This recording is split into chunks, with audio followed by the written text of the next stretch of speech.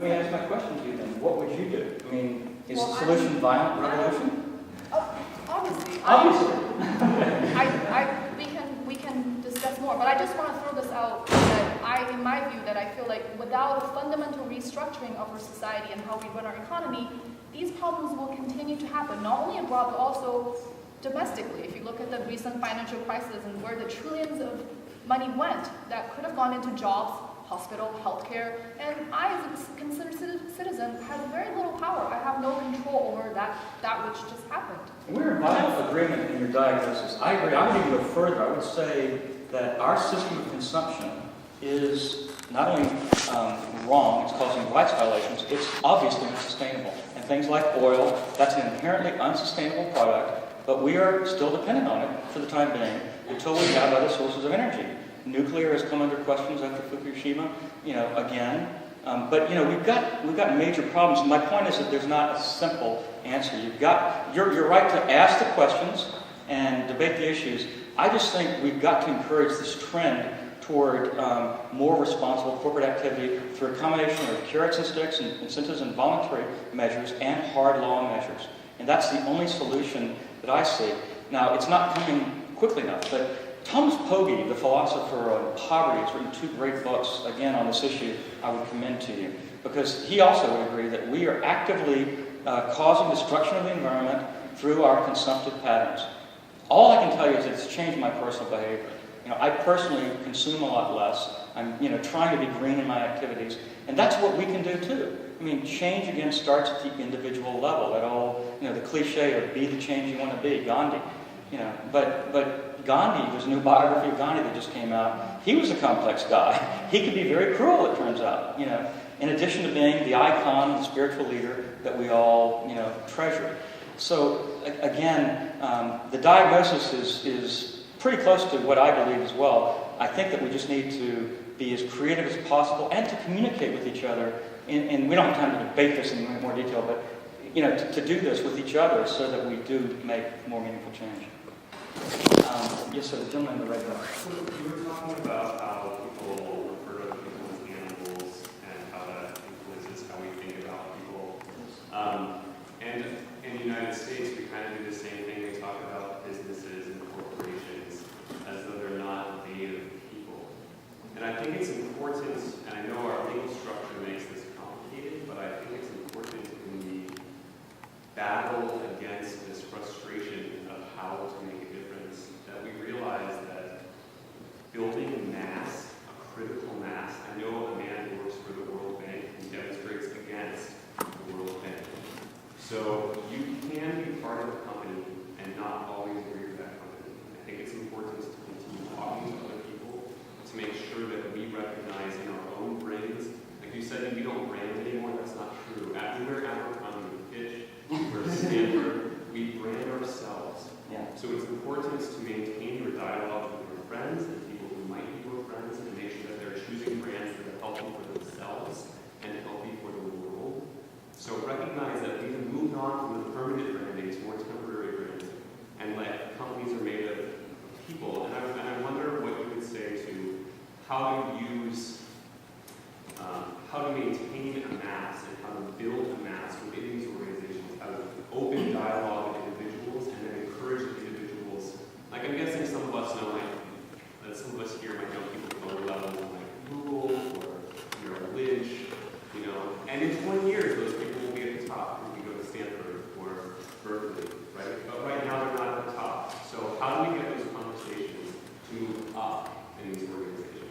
I think that brilliant insights. I agree with everything you said. I think that the notion of change agents within companies is not only indispensable, it's a big part of the success we've had over the last 15 years. People like me, who was active with Amnesty International and helping them draft their principles for responsible conduct in the 90s, at the same time I was drafting Nokia's Code of Conduct. I think you should look for allies within corporations, as opposed to if you're too contentious and alienate them, you can undo it. I mean, we heard several business people today that are change agents within their companies. That's why they sought out those positions. I hope many of you will take jobs in those companies. Yahoo has a business and human rights person. And Google, why do you think Google got out of China? Sergey Brin was very concerned about even going into China. I know because I was giving them some pro bono advice.